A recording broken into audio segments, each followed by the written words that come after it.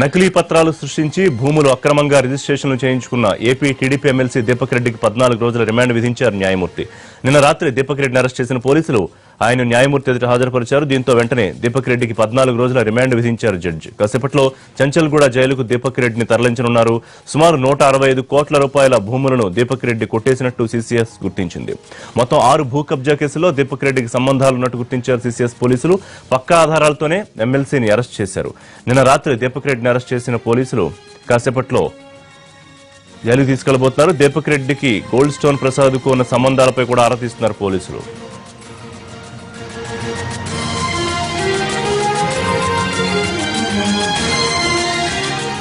వ్యవహారానికి సంబంధించి పూర్తి డీటెయిల్స్ రమేష్ వైట్లా అందిస్తారు. రమేష్, దీపక్ రెడ్డి భూ కుంభకోణం ఆరోపణలు 165 కోట్లేనా, ఇంకా ఉన్నట్టేమన్నా అధికార వర్గాలు చెప్తున్నాయా?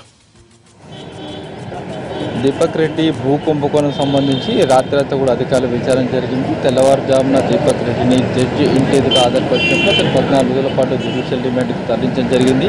14 రోజుల పాటు జ్యుడిషియల్ రిమాండ్ తరలించిన తర్వాత చంచల్గూడ జైలుకు అతన్ని తీసుకువెళ్ళని చెప్పి జడ్జి ఆదేశించడంతో మరి కాసేపట్లో ఇక్కడి నుంచి చంచల్గూడ జైలుకు దీపక్ రెడ్డిని తరలించేందుకు అధికారులు ఏర్పాటు చేస్తున్నారు. మరోవైపు చూసినట్లయితే దీపక్ రెడ్డి భూ కుంభకోణం సంబంధించి దాదాపు ఒక 600 కోట్ల పైచిలుకుంటుందని చెప్పి ప్రస్తుతానికి అధికారులు ఒక అంచనాకు వస్తున్నారు. ఎందుకంటే బోధగుట్ట ప్రాంతంలో మొత్తం 78 ఎకరాల ల్యాండ్ని ఇతను ఒక రిజిస్టర్ చేసుకోవడం జరిగింది. అదే మాదిరిగా జూబ్లీస్ రోడ్ నెంబర్ 12లో కూడా దాదాపు 300 కోట్ల రూపాయలు విలువ చేసే ల్యాండ్ కూడా ఇతను కబ్జా చేసినట్టుగా ప్రస్తుతానికి ఆరోపణలు ఉన్నాయి. దీనికి సంబంధించిన మరొక 2 చోట్ల కూడా అవి కూడా ఒక దాదాపు 100 నుంచి 150 కోట్ల ఉంటుందని చెప్తున్నారు. మొత్తాన్ని చూసినట్లయితే 600 నుంచి 800 కోట్ల పైచిలకు ల్యాండ్ని ఇతను కబ్జా చేసినట్లుగా ప్రస్తుతానికి పోలీసు శ్రీకాలో ఒక అంచనాకు వస్తున్నారు. ప్రధానంగా చూసినట్లయితే దీపక్ రెడ్డి అతని అంచెలు కలిసి పెద్ద మొత్తంలో ల్యాండ్స్ను రిజిస్టర్ చేసుకున్నారు. తప్పుడు పత్రాలతో కావచ్చు, తప్పుడు మనుషులు కావచ్చు, లేకుంటే లేని మనుషులు ఉన్నట్లుగా సృష్టించి ప్రధానంగా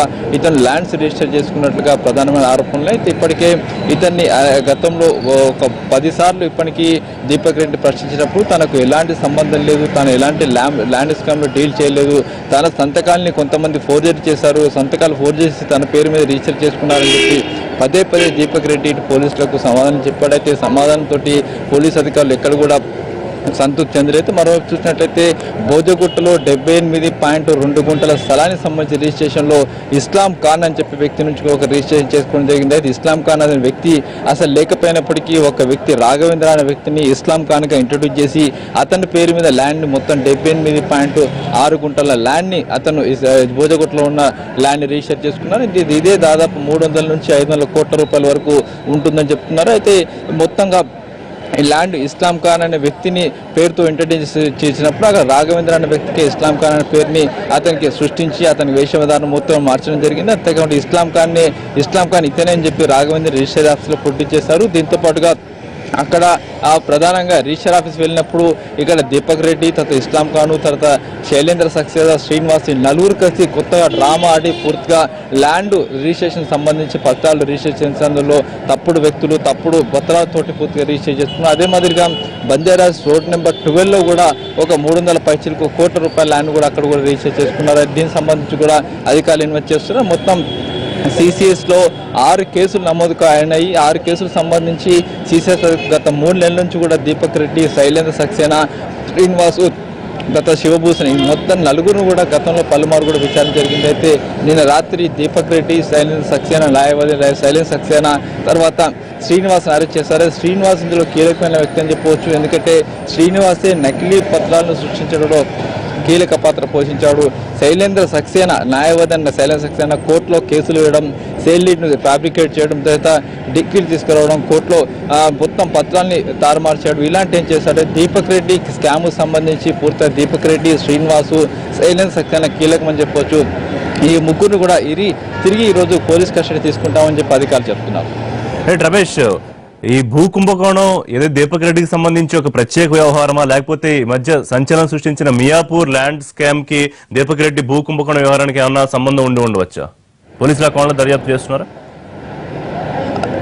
ఆ మియాపూర్ ల్యాండ్స్ కావచ్చు లేకుంటే దీనికి కావచ్చు ఒక లింక్ ఉండే అవకాశం ఉందని చెప్పి అధికారులు ఒక అనుమానం వ్యక్తం చేస్తున్నారు. ఆ దశలో కూడా విచారణ చెప్తారు. ఎందుకంటే గోల్డ్ స్టోన్ ప్రసాద్ ఏ విధంగా అయితే ల్యాండ్ స్కామ్ చేస్తాడో ఇక్కడ కూడా అదే మాదిరిగా ల్యాండ్ స్కామ్ చేయడం జరిగింది. గోల్డ్ స్టోన్ ప్రసాద్ ఏ విధంగా అయితే నకిలీ పత్రాలు నకిలీ వ్యక్తులు కొంచెం నవాబుల పేరుతో జీపీఎల్ చేసుకోవడం కావచ్చు, నకిలీగా పూర్తిగా ఫ్యాబ్రికేటెడ్ డాక్యుమెంట్స్ కావచ్చు, ఫ్యాబ్రికేటెడ్ మనుషులతోటి ఏ విధంగా అయితే పత్రాలు సృష్టించి రిజిస్టర్ చేసుకున్నాడు, ఇక్కడ కూడా దీపక్ రెడ్డి కూడా అదే మాదిరిగా లేని మనిషిని ఉన్నట్టుగా సృష్టించడం కావచ్చు, చనిపోయిన వ్యక్తులను బతుకున్నట్టుగా సృష్టించడం కావచ్చు, ఇలా పూర్తిగా నకిలీ పత్రాలు నకిలీ మనుషులతోటి రిజిస్టర్ చేసుకున్నాడు. గోల్డ్ స్టోన్ ప్రసాద్ కు దీపక్ రెడ్డికి లింక్ ఉండే అవకాశం ఉందని చెప్పి ఇప్పటికే రాత్రి నుంచి కూడా పోలీసు అధికారులు ఆ దశలో కూడా విచారణ చేస్తున్నారు. రాత్రి నుంచి కూడా పోలీసులు విచారణ చేసినప్పుడు దీపక్ రెడ్డికి సంబంధించిన మనుషులు అంటే చాలా పెద్ద వ్యక్తులు ఉన్నారు. తర్వాత ఒక ఎంపీకి సమీప బంధువు కావచ్చు, లేకుంటే ఒక మాజీ డీజీపీకి సమీప బంధువు కావచ్చు, లేకుంటే ఇతను వెనుకాల పెద్ద మనుషులు చాలా మంది ఉన్నారు. తర్వాత గోల్డ్ స్టోన్ ప్రసాద్కి ఇతనికి లింక్ ఉండే అవకాశం ఖచ్చితంగా ఉంటుందని చెప్తున్నారు. ఎందుకంటే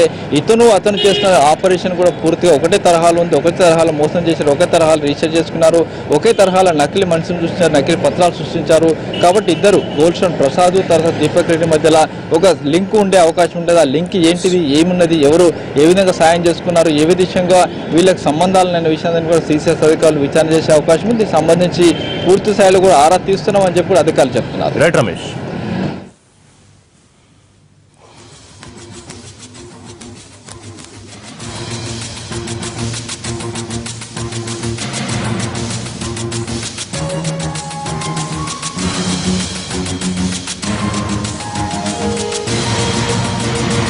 ఇక ఏ భూములకు సంబంధించి దీపక్ రెడ్డిని ప్రస్తుతం అరెస్ట్ చేశారో ఆ స్పాట్ నుంచి మా కరెస్పాండెంట్ రాధాకృష్ణ అందుబాటులో ఉన్నారు. ఈ భూముల కుంభకోణానికి కబ్జా వ్యవహారానికి సంబంధించి పూర్తి డీటెయిల్స్ లైవ్ లో అప్డేట్ చేస్తారు. రాధాకృష్ణ.